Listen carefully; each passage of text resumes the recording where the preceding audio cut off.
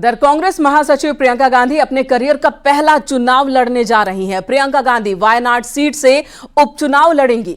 राहुल गांधी ने केरल की वायनाड सीट से इस्तीफा दे दिया है। राहुल के रायबरेली से सांसद बने रहने और प्रियंका के वायनाड से चुनाव लड़ने के ऐलान के बाद से सियासी बयानबाजी भी तेज हो गई है। इसी पर दिखाते हैं आपको ये रिपोर्ट।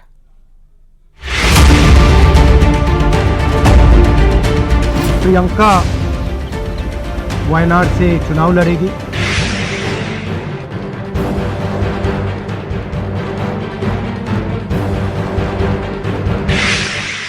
राहुल गांधी के केरल के वायनाड सीट छोड़ने और प्रियंका गांधी के वायनाड सीट से लड़ने के ऐलान के बाद अब सियासत भी तेज हो गई है। राहुल गांधी ने रायबरेली सीट पर सांसद रहने का फैसला किया है और अब वायनाड सीट से प्रियंका गांधी चुनाव लड़ेंगी।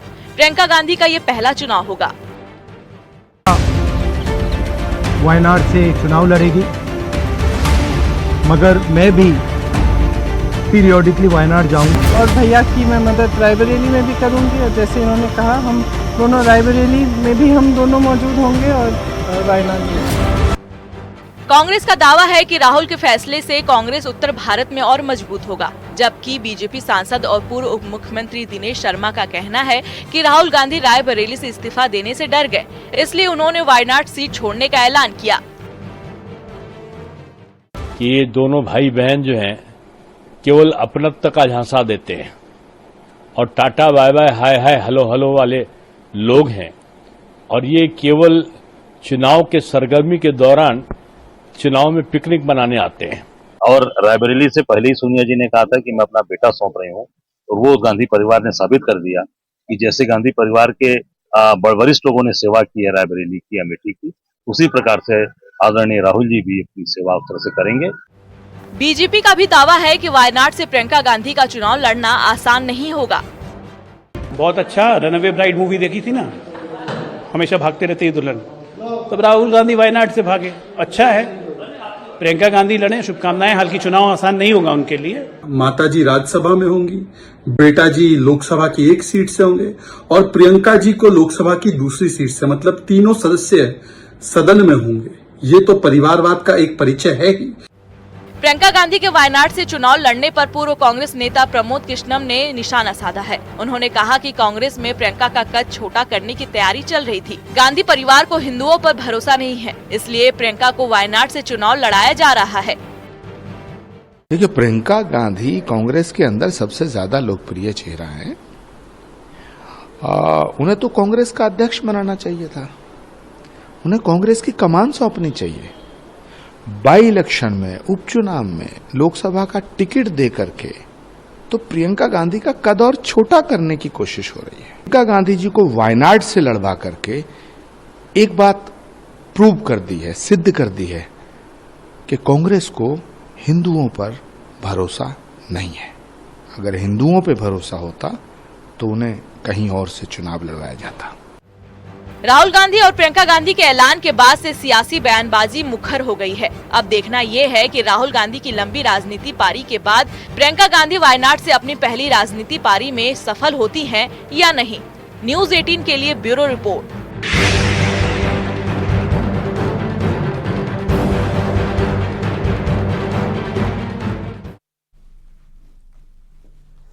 राहुल गांधी रायबरेली नहीं छोड़ेंगे और अपनी बहन को वायनाड से चुनाव लड़वाएंगे।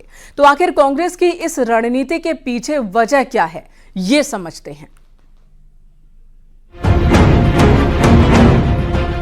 मैं आपको अपना बेटा सौंप रही हूं।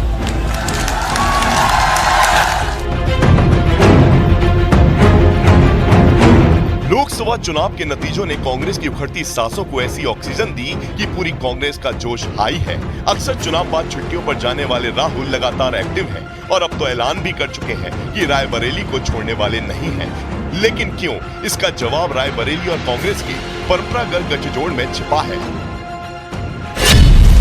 ये सीट कांग्रेस की सबसे सेफ सीट मानी जाती है। 1952 से रायबरेली सीट पर गांधी परिवार का कब्जा है। राहुल इस सीट के जरिए हिंदी बेल्ट में कांग्रेस को मजबूत करना चाहते हैं। साथ ही नॉर्थ इंडिया भी राहुल गांधी के टारगेट पर है।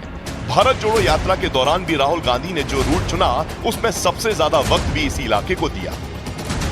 राहुल गांधी अब ये समझ चुके हैं कि अगर कांग्रेस को केंद्र में आना है तो यूपी में सबसे पहले पैठ बनानी होगी और इस बार के नतीजों ने कांग्रेस के लिए शुभ संकेत भी दिए हैं। यूपी में इस बार कांग्रेस को 9.4% वोट मिले हैं। 2019 के चुनावों में कांग्रेस का यही वोट शेयर 6.36% था।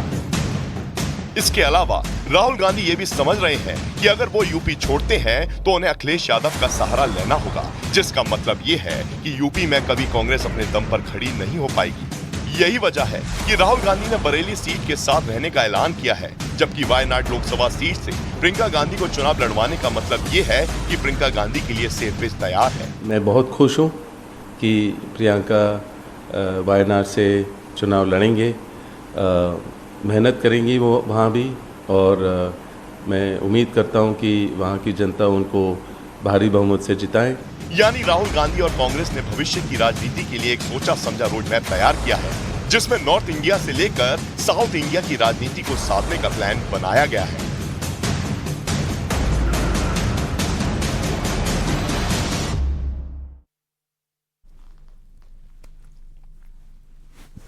और चलिए अब राजनीति की कुछ और बड़ी खबरों पर डालते हैं नजर। सलेमपुर से बीजेपी प्रत्याशी और पूर्व सांसद रविंद्र कुशवाहा ने पार्टी के नेताओं पर गंभीर आरोप लगाए हैं। रविंद्र कुशवाहा ने यूपी सरकार की मंत्री विजयलक्ष्मी और बलिया बीजेपी अध्यक्ष संजय यादव को अपनी हार का जिम्मेदार ठहराया है। हमारे सलेमपुर में यहाँ पर प्रदेश सरकार की राज्य मंत्री है विजयलक्ष्मी गौतम, ये एक दिन भी प्रचार करने के लिए सलेमपुर में कहीं नहीं निकली और अपने लोगों को लगा करके सुनियोजित तरीके से मेरा विरोध कराया और विरोध करा के हर बूथ पर जहां पर उसके कुछ लोग हैं उन लोगों ने हराने का काम किया। तो हम समझते हैं कि 3500 मात्र 3500 से जो मेरी हार हुई है, इसके पीछे बलिया के जिलाध्यक्ष संजय यादव और सलेमपुर की विजयलक्ष्मी गौतम जो राज्य मंत्री है, इनका हाथ है। तो एक तरफ यूपी में बीजेपी हारी हुई सीटों पर मंथन कर रही है, तो दूसरी तरफ जो हार गए वो नेता एक दूसरे पर इसकी जिम्मेदारी थोपने पर लगे हुए हैं। अगली खबर सीतापुर से। संपूर्ण समाधान दिवस का वीडियो वायरल हो रहा है, जिसमें सिधौली से बीजेपी के विधायक मनीष रावत सीडीओ के सामने तहसीलदार और लेखपालों पर रिश्वतखोरी का आरोप लगा रहे हैं। विधायक के साथ वहां मौजूद जनता भी है। बड़ी संख्या में लोग घूसखोरी और मनमानी की बात कह रहे हैं। विधायक सीधे तौर पर तहसीलदार पर धमकी देने और रिश्वतखोरी का आरोप लगाते दिख रहे हैं इस वीडियो में। तो समस्या अगर जाने लायक है तब तो ठीक है, बस इस तरह अब आप सामने डाल रहे हैं, कैसे न्याय मिलेगा लोगों को? 40 साल से रह रहे हैं। मैडम आप सुन लीजिए इस दिन की महिलाओं को, ये बात से पैसा मांग रहे हैं इन लोगों से, जिसका पैसा लिया उसका बनवा दिया। अभी बताएंगे लोग, बताओ ठीक है। और मुझसे इन्होंने क्या कहा, मैंने इनसे बात की, मुझसे कहा कि मुझे हटवा दो। मुझसे तुमने कल कैसे बात की मुझसे? मैंने कहा था, मैंने कहा कि इस तरह काम करोगे आप वहां पे, अरे मुझे हटवा दीजिए मुझे आप। मतलब इस तरह से, और सामने देख तहसील साहब का पूरा संरक्षण है आपका, इसका मतलब है बिल्कुल संरक्षण आपका है, ऐसे नहीं चलेगा, ध्यान रखिएगा। इधर आजमगढ़ लोकसभा चुनाव में मिली करारी हार के बाद निरहुआ ने जनता पर हार का ठीकरा फोड़ा है। बीजेपी के पूर्व सांसद दिनेश लाल यादव निरहुआ ने कहा कि विपक्ष ने जो झूठ फैलाया कि संविधान खतरे में है, संविधान खत्म हो जाएगा, मोदी जी हैं, संविधान की इज्जत करते हैं और पूजा करते हैं, तो विपक्ष के झूठ में जनता फंस गई, ये बात कह रहे हैं। इसके पीछे एक ही कारण है कि जो इंडी गठबंधन ने जो झूठ फैलाया कि संविधान खतरे में है, संविधान खत्म हो जाएगा, कहां संविधान खत्म हो जाएगा? अरे मोदी जी हैं जो संविधान की चिंता करते हैं, संविधान की इज्जत करते हैं, पूजा करते हैं, तो ये झूठ उन लोगों ने फैलाया था। उसके बाद कुछ झूठी गारंटी भी लोगों के बीच में बांट दिया था, बहुत सारी चीजें थी जिसमें जनता भ्रमित हो गई। लेकिन अब यही उनके ऊपर भारी पड़ने वाला है, क्योंकि चुनाव तो एक बार नहीं होगा ना भाई, 5 साल बाद फिर होगा।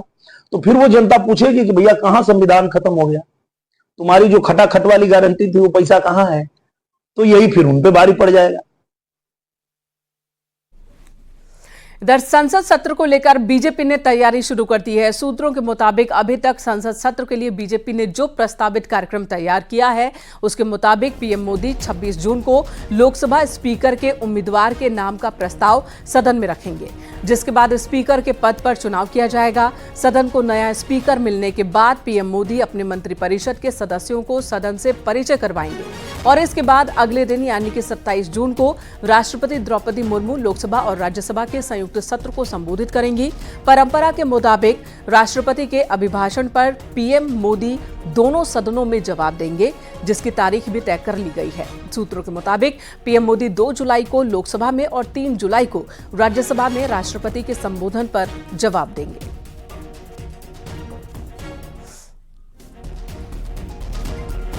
और इधर सूत्रों के हवाले से खबर है कि रक्षा मंत्री राजनाथ सिंह के आवास पर आज शाम होने वाली अहम बैठक में लोकसभा अध्यक्ष और उपाध्यक्ष पद को लेकर चर्चा होने की संभावना है। तो वहीं पहले संसद सत्र से पहले रक्षा मंत्री राजनाथ सिंह के आवास पर होने वाली इस बैठक में संसद सत्र के दौरान एनडीए गठबंधन के सहयोगियों के बीच बेहतर समन्वय सुनिश्चित करने और कुछ अन्य महत्वपूर्ण मुद्दों पर चर्चा होने की भी संभावना है।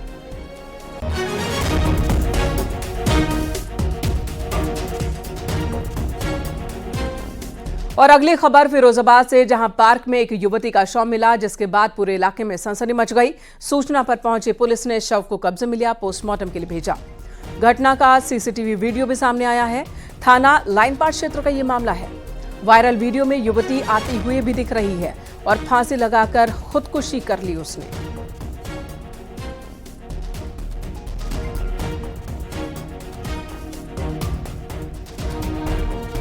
शिनाख्त के लिए प्रयास किया गया। शव की शिनाख्त हो गई है। वह लड़की लेबर कॉलोनी की ही रहने वाली है। इसके उपरांत वहां पर लगे हुए सीसीटीवी कैमरों को भी देखा गया, जिसमें स्पष्ट दिखाई दे रहा है कि रात्रि में करीब 3 बजे एक लड़की आते हुए दिख रही है जो पेड़ पर चढ़ी है। उसके बाद ये घटना कारित की गई है। परिजन से वार्ता की जा रही है तथा शव का पंचायतनामा भर के पीएम के लिए भेज दिया गया है एवं आवश्यक वैधानिक कार्रवाई कराई जा रही है। यहां रुकेंगे एक छोटे से ब्रेक के लिए, खबरों का सिलसिला जारी है। आप देख रहे हैं न्यूज़ 18 उत्तर।